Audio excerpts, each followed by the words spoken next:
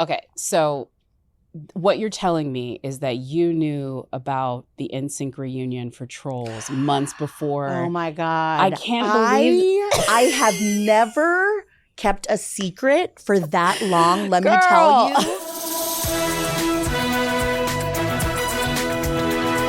Hello, I'm Jacqueline Coley, and welcome to Scene on the Screen, brought to you by Make It Universal and Rotten Tomatoes, where we talk movies with some of the people behind the scenes at NBC Universal. When entertainment works best, sometimes it opens a window into a world we'd never imagined. Other times it shows us a mirror image of our lives with a heightened sense of home. In today's episode, you'll hear about an unforgettable moment on the scoring stage of Straight Outta Compton, how a recent film explored the intricacies of the multicultural experience, and you'll learn about what makes for lightning in a bottle on a movie soundtrack. My guest today is Angela Leus.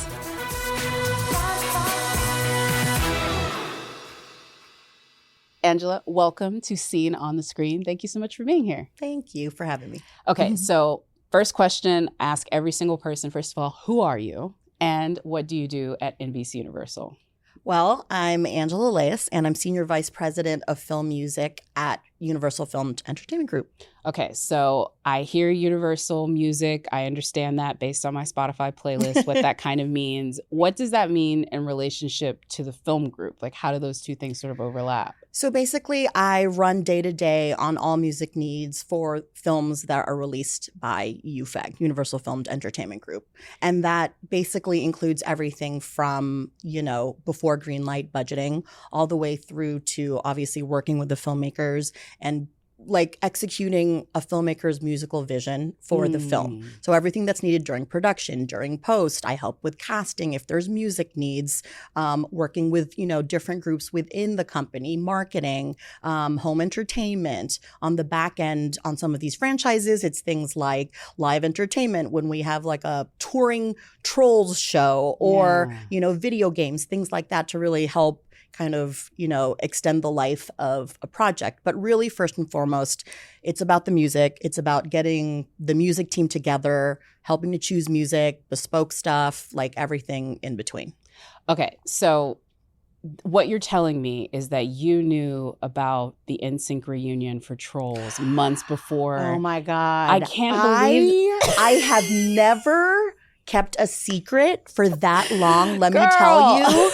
I remember when I was walking down the street one day and the manager was like, okay, I'm going to play you the song, but over the phone because I can't send it. And they just got out of the studio and he was playing it. And it was just like, okay, now how am I going to keep my mouth shut for like 6 months? Girl. It was really crazy.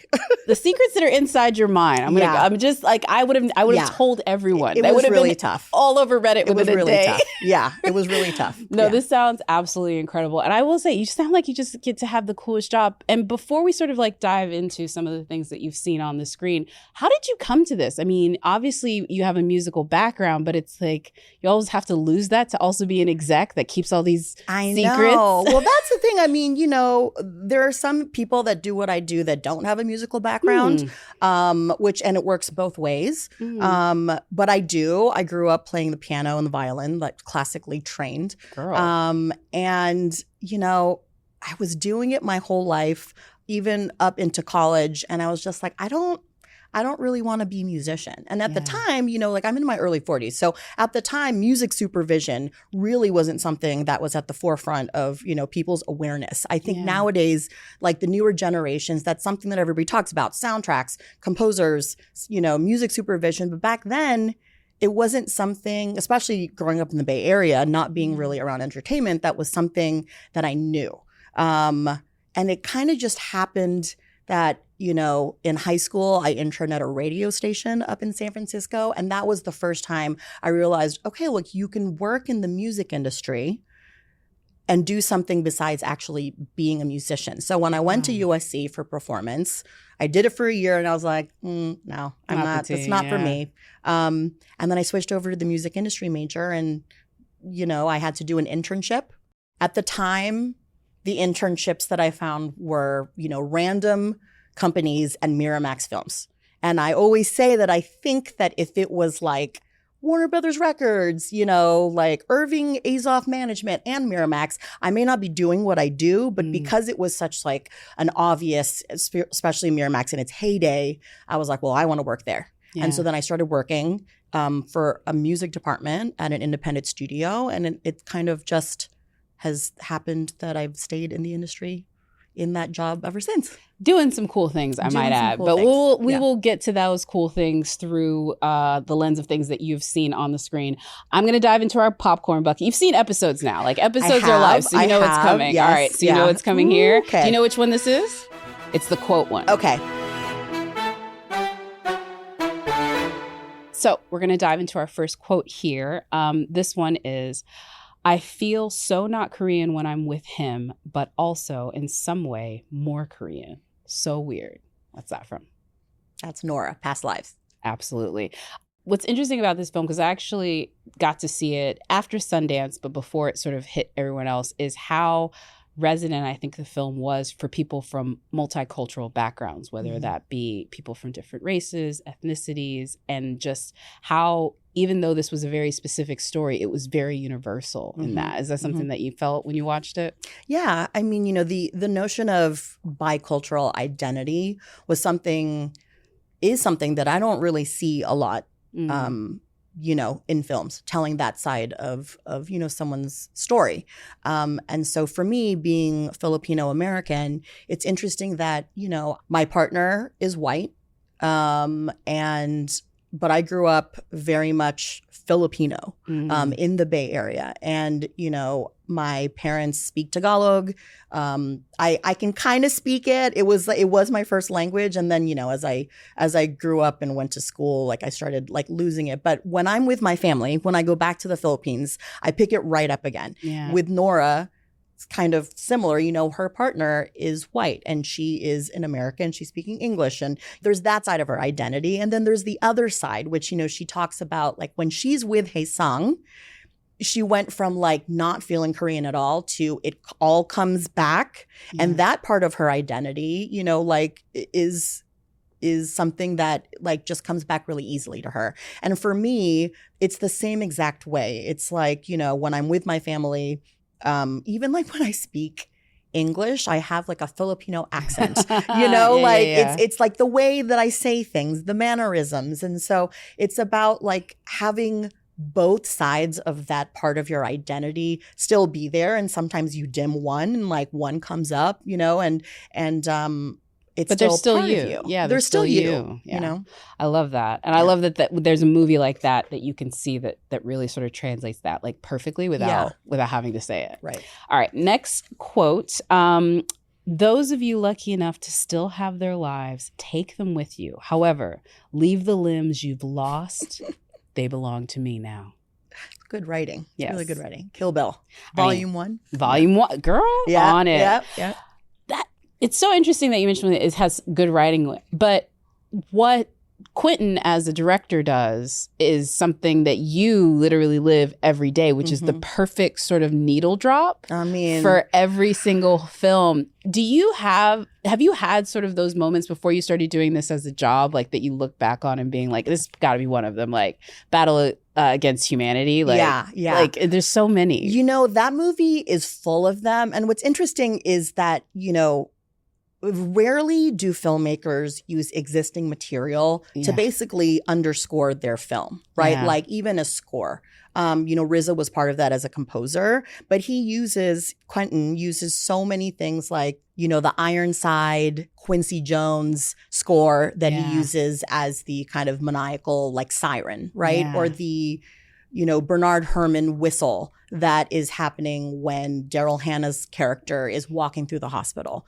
And Battle Without Humanity, Without Honor or Humanity. I mean, you know, the things that, I mean, you can't really have a trailer without that song now when it comes to something that's like action based. And epic.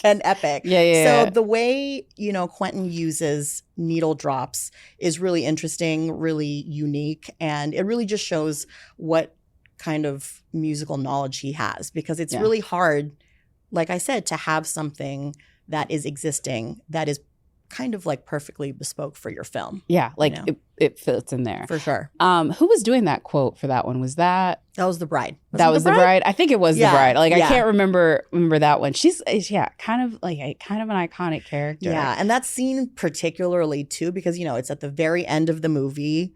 It's when all the crazy 88s are coming at her, and she's basically, like wreaked havoc. Mm-hmm. And then, you have all those different scenes where it's like he turns off the lights and it's like a blue light behind like the shadow. I mean, it's really crazy. The choreography, like it really makes the movie like one of my most favorite movies of all time. It's interesting because it's a woman seeking revenge for her life, but also her thought to be unborn lost child. Right. Have you watched it since you became a mom? Like, does it hit different? Yes, it totally hits different. And it's really interesting because it obviously humanizes her. Not that you go in thinking like she's a villain, but obviously she's this crazy killing assassin that, you wouldn't necessarily be on her side right away, but realizing what the impetus is for her to like, I mean, I guess calling it even. She talks about how like, calling it even would really be,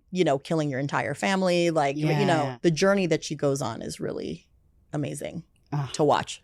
Yeah. I would just think as a mom, you're like, I will go all Bride. Yeah, I will I was like, I will cut a B. And I don't think like you could say that intellectually, but maybe like afterwards. There's like something in you that is like you turn into Mama Bear and you were gonna protect your own. Yeah. Quentin Tarantino is probably one of the most prolific directors when it comes to marrying music with cinema, to your point, existing music with cinema.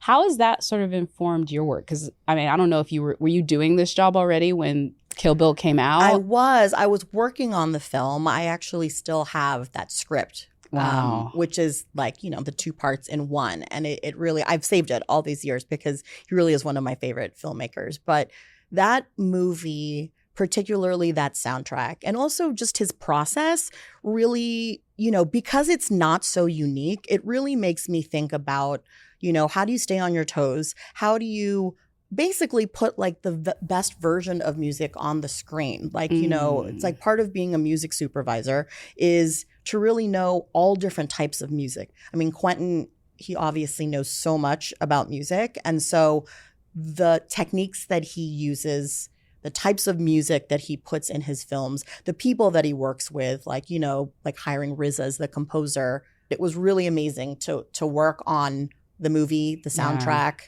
I mean, and everything that came along with it. It was such like an iconic piece of like film history and culture. I mean, people still like go to the, go watch it at the Hollywood Cemetery. Yeah. Like people will sit down for both of them put together too, I might add, like 1 and 2. Yeah. All right, let's move into the popcorn bucket for our third quote. You are a child's plaything. That is Woody from Toy Story. Toy Story, the I'm original. sure he says it also throughout the franchise. Yeah, he screams it a lot. You are a toy, which one of the things that is like a huge plot hole for me, he knows that he's a toy, but he still plays dead. I know. Why is Buzz Lightyear not flying around? I'm sorry, Pixar. I've had questions since 1995. I think everybody, if you work on any animation, you probably have a soft spot for Toy Story. But why does that one sit so well in your heart? What I love about being a parent is getting to see the world through my son's eyes. Did he give you reviews on Toy Story? No, I mean, he's 2. Fair. But, it's interesting that just, seeing his eyes light up, like him humming, the music. I don't know if he was, like was in tune much, but like, just, reacting to the music. And then also really, for me particularly, watching him play with his toys and looking at those toys in a different way. Yeah. It's really, again, like those are his friends. Oh, I love that. That's so 2? Already singing along? Girl, I know. It's a lot. All right. You did amazing. Thank you. Since you've watched before, we're going to go to our next popcorn bucket. You know which one this one is? Mm-hmm, this is the trivia. Okay. You're going to do great. I promise you that you will do great. I promise. All right, here we go. Dr. Dre used the proceeds from his album Compton, which was a companion to the 2015 film Straight Outta Compton, to build a performing arts center in Compton. True or false?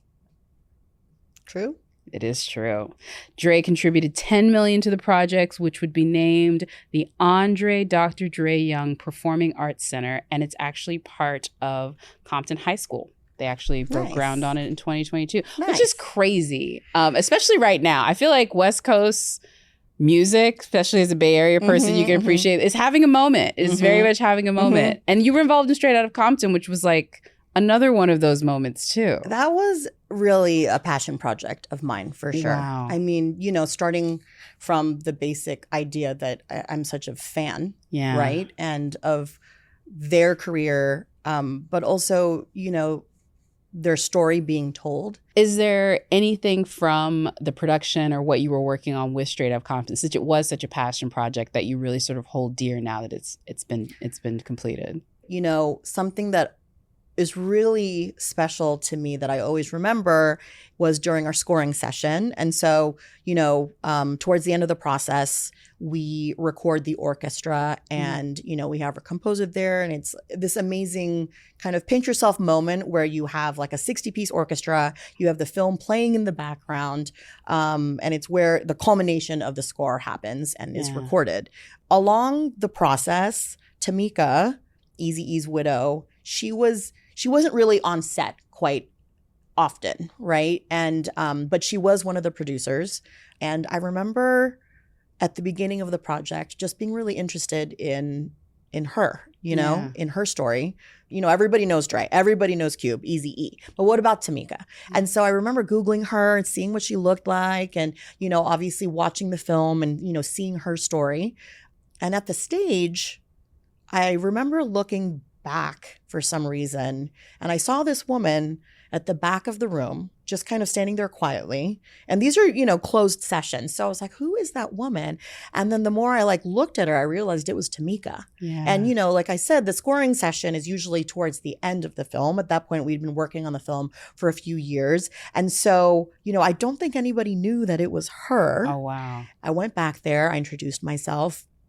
And then, I like to take the filmmakers onto the actual recording stage. You have the control booth, and then you have the recording stage, which is where all the, the musicians are sitting. And we were scoring one of the scenes with her and Eazy, where Eazy is showing her all the invoices, and they're talking about Ruthless and how he needs help because it's underwater. And we start recording, and I kind of looked over at her, and just to realize that she was seeing that moment up on screen that was like a part of her life with her late husband being underscored by these world-class musicians. I can't imagine what was going through her head. And I just thought it was, such an interesting part of her life that I was intimately witnessing, and it started with her just kind of showing up, and nobody knew that she was going to be there. It's really special to be part of those moments for these people. And especially with music, which everyone has such an emotional attachment to. Right. Yeah. Going to dive into this one again, true or false. The song Darling Nikki from the 1984 film Purple Rain had to be rewritten to avoid a parental advisory sticker. True or false? True? No. I was going to say, I don't know if Prince would rewrite something. No, he definitely did not. Yeah, see, I was like, what should I say here? Okay. This is what made Tipper Gore go to Congress. This was the song that she heard on her 11-year-old stereo that eventually started the parental advisory label. Right. This was that whole sticker. Speaking of NWA, right? I mean, really, though. Yeah. And she called it part of the Filthy 15, which was the 15 songs that she and the other women objected to. Twisted Sister, We're Not Gonna Take It, Madonna's Dress You Up, Cyndi Lauper's She Bop. Prince and Purple Rain is what gets Dee Snider in Congress, fighting for rights that you still have to deal with today as far as has there ever been something where keeping the song or the moment in there maybe up the rating where they were no, we got to get rid of this for MPA, or did it even matter? I will say, particularly working on animation, you got to be careful about that stuff. Okay, yeah. For instance, on the last Trolls, we had a Lizzo song, Good as Hell. Yeah. And we were like, can we get away with that? So that's why we mashed it up from Good as Hell into Hello. Oh, wow. So there's little things around it. My other question for you is, what is your favorite song that was particularly made for a movie moment. That could be trailer, that could be in the movie, doesn't matter. But this was a song that was made for the movie. And what is your favorite one where it wasn't made for the movie and it pairs? And you can't use Kill Bill because we already talked about that one. You know, I mean, the first one that comes to mind, look, there's so many, you know, and usually when I'm put on the spot, I'm like, oh my God, which one? For some reason, the first one that comes to mind for me is Moon River. For Breakfast at Tiffany's. That is a great one. You know, that is kind of like, obviously you can do it so many different ways, right? But the archetypal kind of idea is to have the song, to have the theme interwoven throughout the film, and it really be part of the movie. And, you know, it's interesting because I actually don't know if that one, it probably like the theme was written first. Yeah, no, and then the song was written. Sometimes it can be the other way around. Like for Trolls 3, Justin wrote Better Place, and then Teddy Shapiro, our composer, took the theme from the movie and interwove it into his score. Wow. So, you know, it can happen lots of different ways. So Moon River was the one that was made for the movie, which is the one where you like, this wasn't made for it, but it paired perfectly. I got 5 on it. That's a good one. By the Loonies for Us, which was something that obviously existed, and then it was used in the trailer, and I worked on that film, and that was something that, you know, Jordan loved the trailer, the way it was used in the trailer as a remix, super creepy. And then, you know, when we were working on the movie, you know, he had this idea to have Michael Abels, our composer, interpolate it into the score, into one of like the most pivotal moments in the movie. I dig that. So that wraps up our trivia. You did amazing. Thank you. I don't see why you were nothing to be concerned about. And you've been amazing for this one. And I feel great because I'm about to have the tables turned by an award-winning executive, I might add. This is crazy. I read about this reading up on you. So you got honored by Billboard. Is this correct? I did.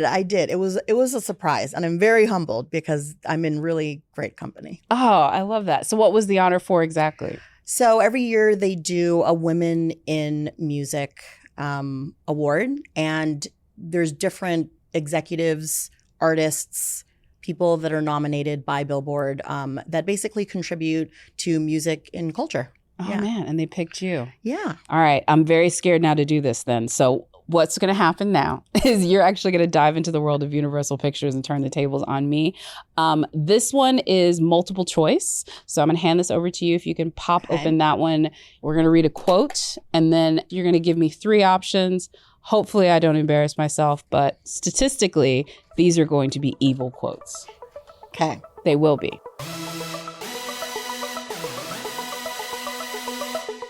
What kind of person forgets their 30th birthday?